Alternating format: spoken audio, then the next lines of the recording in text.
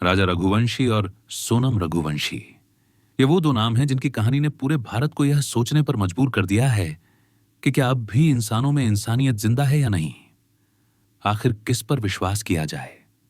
सोनम ने जो किया उसका सच तो धीरे धीरे खुल रहा है, पर कुछ सच ऐसे भी होते हैं जिन्हें छुपाया जाता है। पर सच तो आखिर सच है, वह सामने आ ही जाता है। ऐसा ही एक सच हम आपके सामने रखने वाले हैं कि आखिर उस रात होटल के कमरे में राजा ने ऐसा क्या देख लिया था जिसकी भनक सोनम को भी हो गई, और जिसके बाद इतनी बड़ी घटना को सोनम ने अंजाम दे डाला। पर दोस्तों, इससे पहले कि हम कहानी में आगे बढ़े, अगर आप भी चाहते हैं कि राजा रघुवंशी को न्याय मिले तो वीडियो को लाइक करके कमेंट बॉक्स में वी वांट जस्टिस जरूर लिख दीजिए।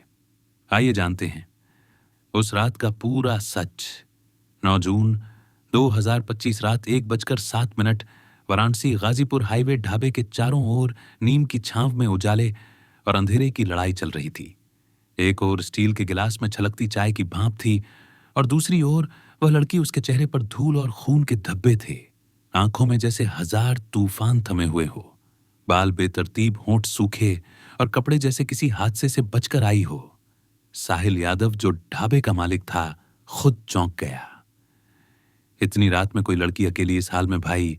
एक फोन, बस एक कॉल, लड़की की आवाज कांप रही थी जैसे किसी ने उसकी सांसें भी चुरा ली हो। साहिल ने बिना पूछे मोबाइल आगे बढ़ा दिया। लड़की ने कांपते हाथों से फोन लिया और एक नंबर डायल किया। भाई, मैं सोनम बोल रही हूं।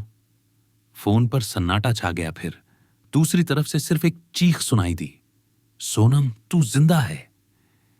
ये वही सोनम रघुवंशी थी जिसके नाम पर पिछले 15 दिन से पुलिस, मीडिया और पूरा शहर पागल हो रहा था, जिसकी शादी को महज 12 दिन हुए थे और जिसके पति का शरीर 2 जून को मेघालय की गहरी खाई से मिला था। साहिल ने इशारे से अपने एक लड़के को बाइक पर पुलिस चौकी भेजा। किसी बड़ी मुसीबत की आहट है, उसने मन ही मन कहा। 15 मिनट बाद ही पुलिस जीप वहां आ पहुंची। दरोगा जगदीश पटेल ने आते ही लड़की को देखा और एक झटके में पहचान लिया। ये वही लड़की है, सोनम रघुवंशी। तुम मेघालय से यहां तक कैसे पहुंची? दरोगा ने पूछा। सोनम ने धीरे से कहा, मैं भागी नहीं थी, मुझे भगाया गया और फिर छोड़ दिया गया। किसने? उसने सिर्फ एक नाम लिया, आकाश। अब यह केस और गहरा हो गया था। पुलिस ने तुरंत ही गाजीपुर के एसपी को रिपोर्ट भेजी। कुछ घंटों में मामला मेघालय पुलिस के हाथ में था। सुबह 5 बजे गाजीपुर थाने में पूछताछ। सोनम चुप बैठी थी। उसकी आंखों में डर नहीं था, बस एक अजीब सी ठंडी नजाकत, जैसे उसे पता हो कि अब जो होना है वह पहले से तय है। तुम्हारे पति की लाश मिली है और तुम्हारा नाम इस कत्ल में शामिल है।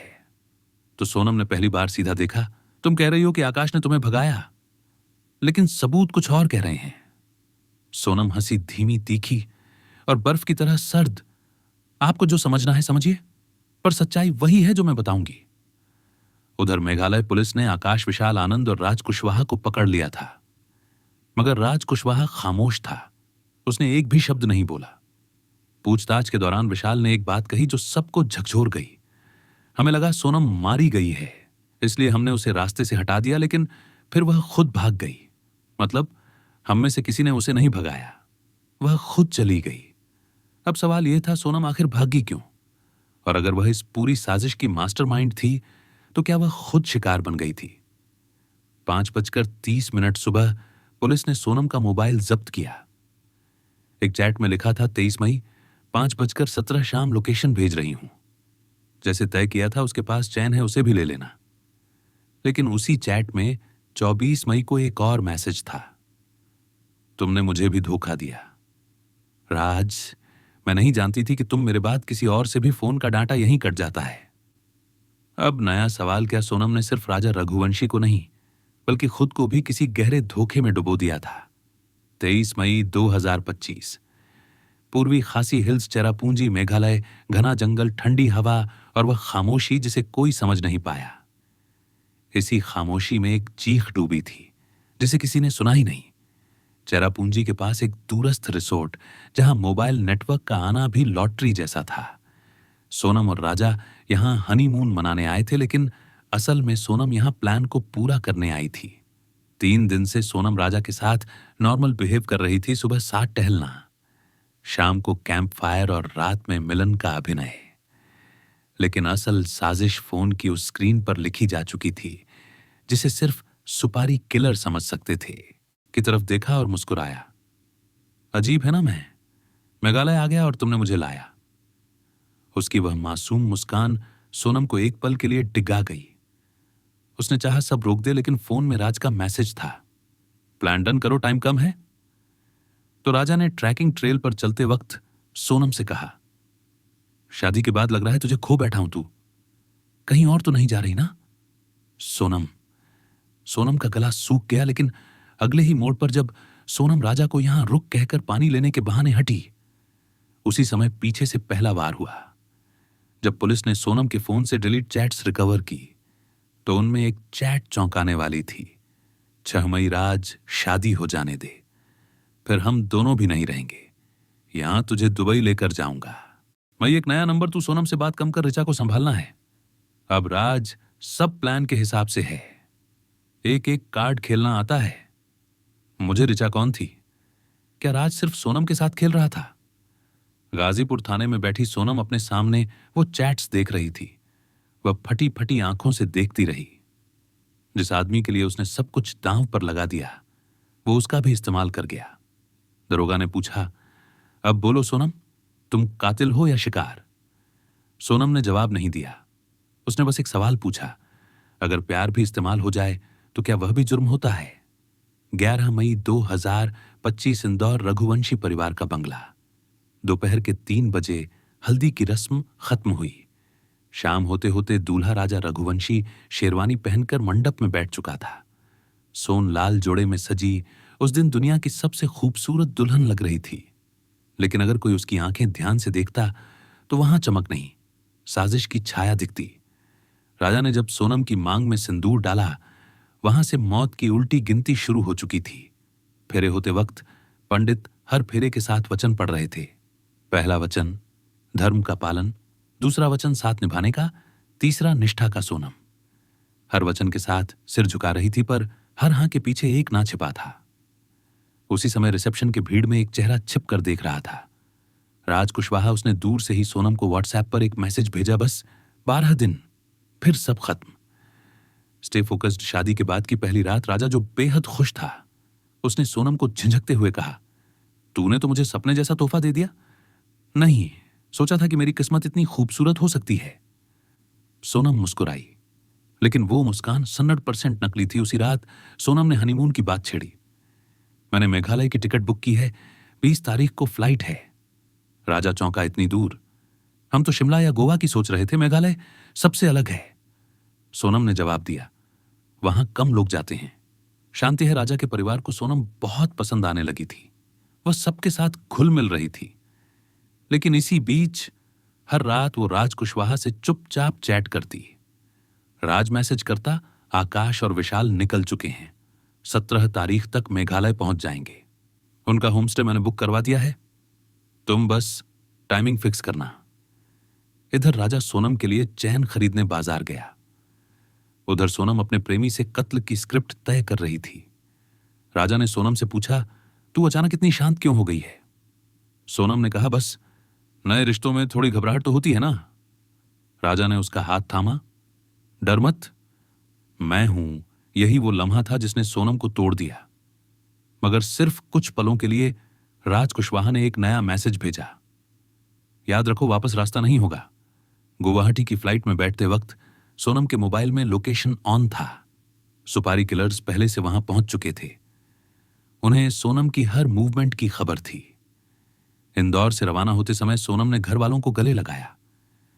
राजा की मां ने आशीर्वाद दिया, खुश रहो बेटा, भगवान तुम्हें लंबी उम्र दे। शायद ऊपर कोई सुन भी रहा था और मुस्कुरा भी रहा था।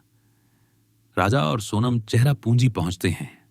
सोनम रोमांटिक एक्टिंग करती है, राजा को प्राकृतिक सुंदरता दिखाती है, लोकल व्यंजन खिलाती है और हनीमून के नाम पर अपनी मौत का मंच सजाती है। हर रात सोनम राज से एक ही बात कहती, सुनो मैं डर रही हूं कहीं कुछ गड़बड़ ना हो जाए। राज का जवाब होता, don't get emotional, now plan set है। सुबह 10 बजे सोनम ने राजा से कहा, आज ट्रैकिंग पर चलते हैं। राजा थोड़ी नावर करता है, फिर मान जाता है 11:47। जंगल के रास्ते दोनों निकलते हैं 12:30। सोनम एक लोकेशन भेजती है 1:04 एक बार, फिर दूसरा। उसी समय इंदौर में राजा के घर वाले नए कपड़े सिलवा रहे थे। रिसेप्शन पार्टी के लिए फोन बजते हैं, कोई जवाब नहीं मिलता। शायद नेटवर्क नहीं है, सब कहते हैं। लेकिन असल में राजा की लाश उस वक्त खाई में गिर रही थी।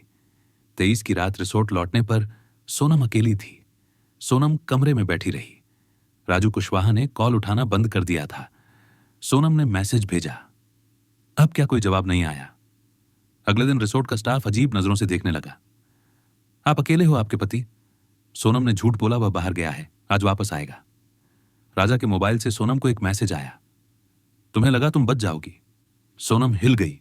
यह किसने भेजा था? राजा मर चुका था, राज गायब था, अब सवाल था क्या?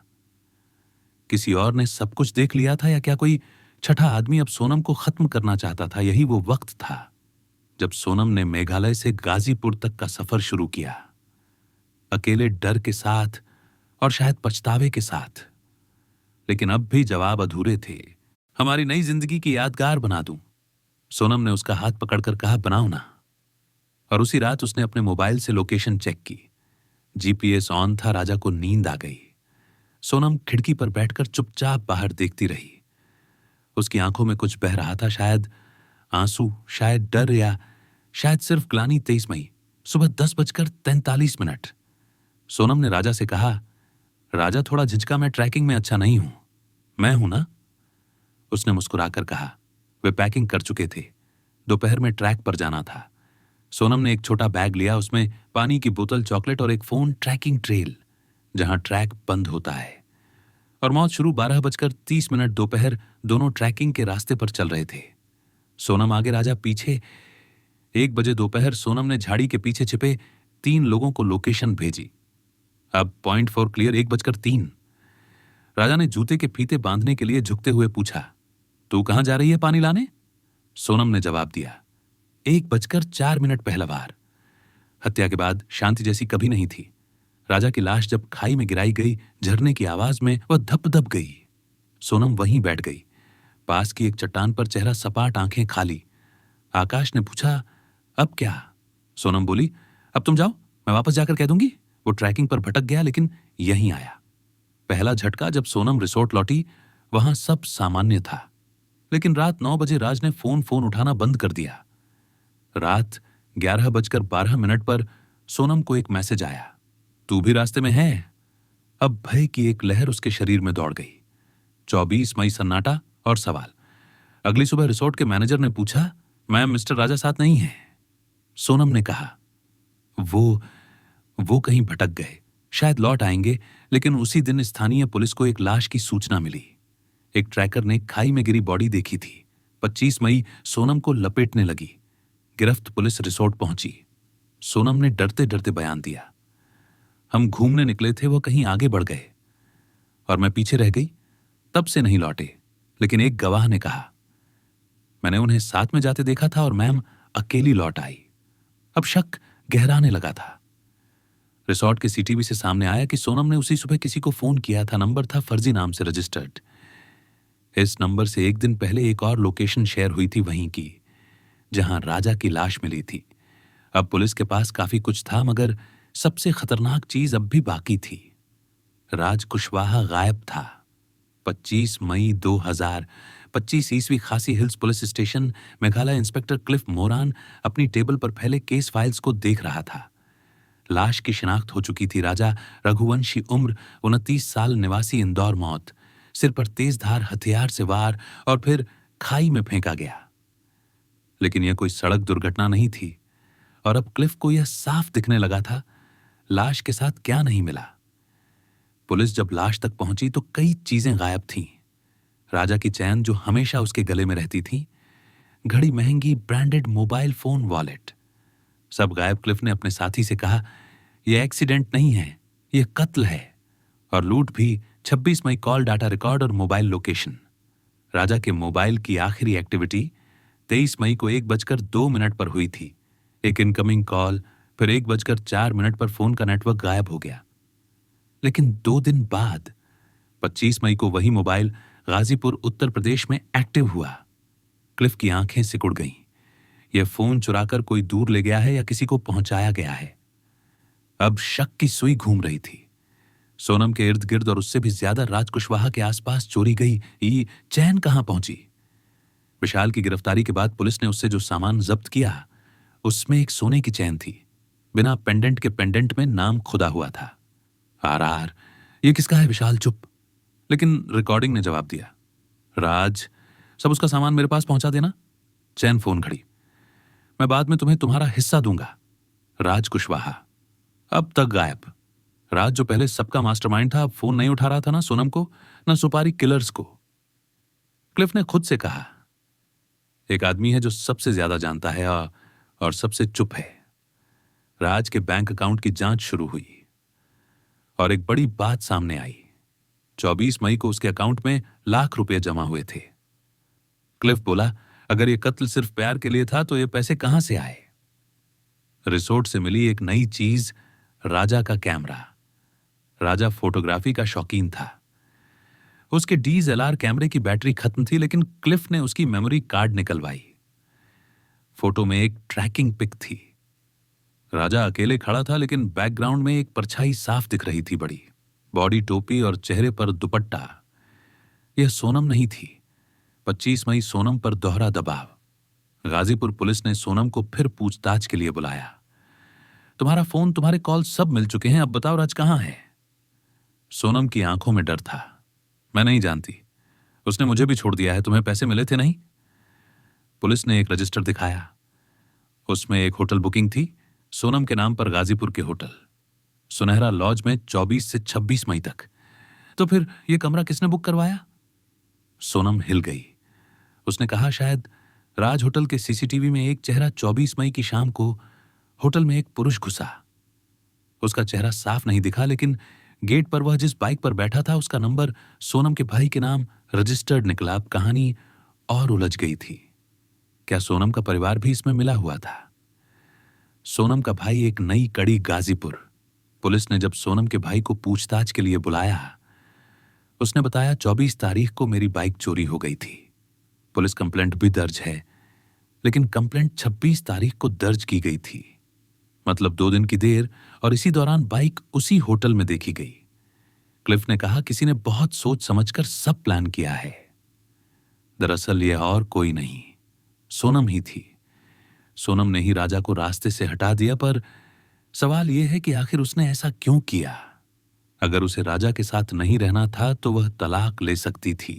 हमारी नई जिंदगी की यादगार बना दूं, सोनम ने उसका हाथ पकड़कर कहा, बनाओ ना। और उसी रात उसने अपने मोबाइल से लोकेशन चेक की। GPS ऑन था। राजा को नींद आ गई। सोनम खिड़की पर बैठकर चुपचाप बाहर देखती रही। उसकी आंखों में कुछ बह रहा था, शायद आंसू, शायद डर, या शायद सिर्फ ग्लानि। 23 मई सुबह 10:43।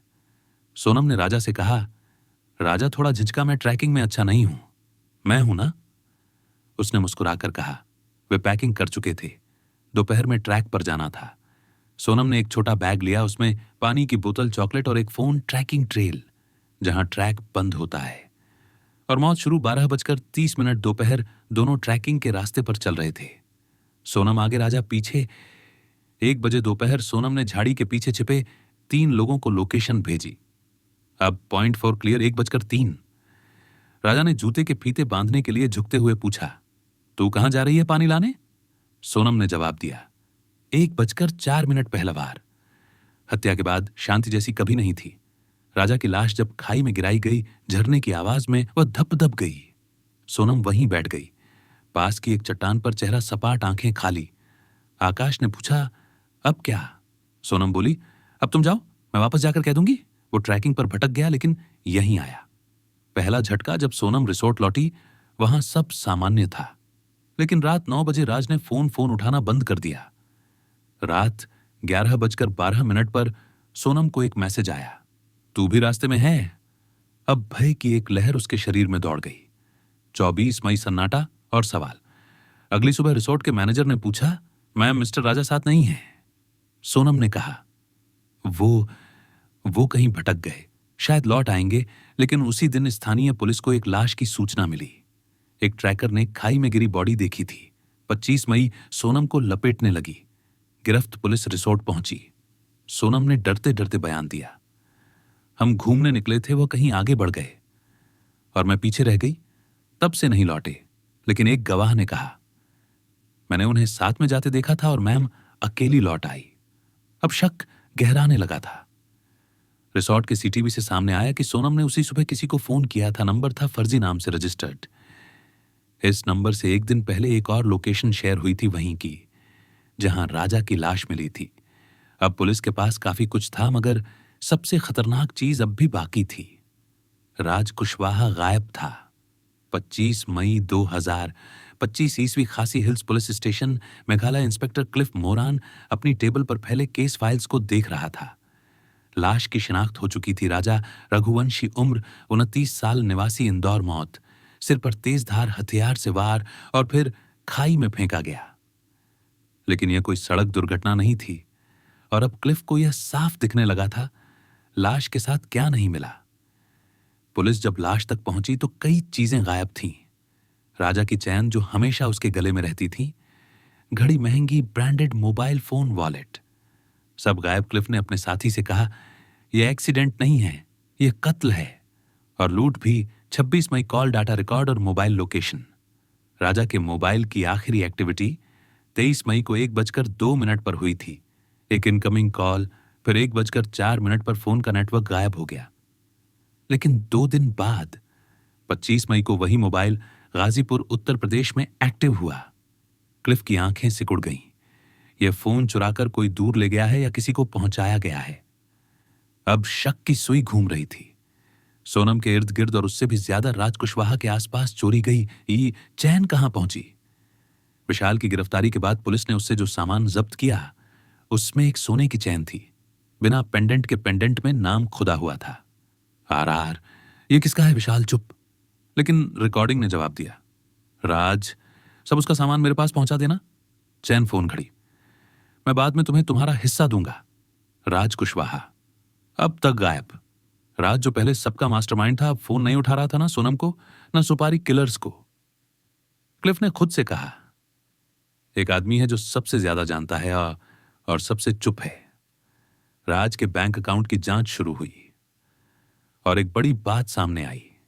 24 मई को उसके अकाउंट में लाख रुपए जमा हुए थे। क्लिफ बोला, अगर यह कत्ल सिर्फ प्यार के लिए था तो ये पैसे कहां से आए?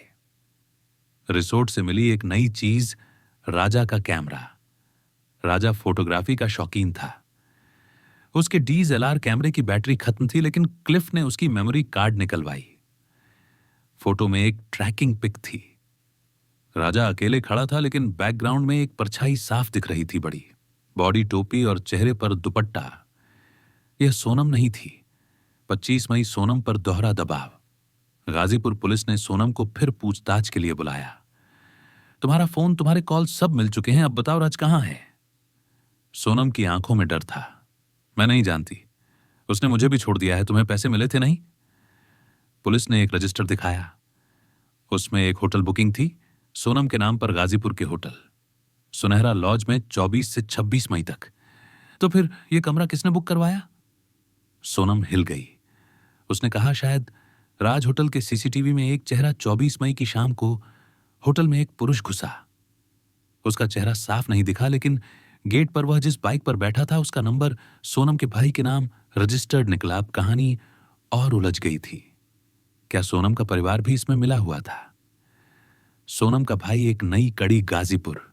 पुलिस ने जब सोनम के भाई को पूछताछ के लिए बुलाया, उसने बताया, 24 तारीख को मेरी बाइक चोरी हो गई थी। पुलिस कंप्लेंट भी दर्ज है, लेकिन कंप्लेंट 26 तारीख को दर्ज की गई थी, मतलब 2 दिन की देर, और इसी दौरान बाइक उसी होटल में देखी गई। क्लिफ ने कहा, किसी ने बहुत सोच समझकर सब प्लान किया है। दरअसल यह और कोई नहीं, सोनम ही थी। सोनम ने ही राजा को रास्ते से हटा दिया, पर सवाल यह है कि आखिर उसने ऐसा क्यों किया? अगर उसे राजा के साथ नहीं रहना था तो वह तलाक ले सकती थी।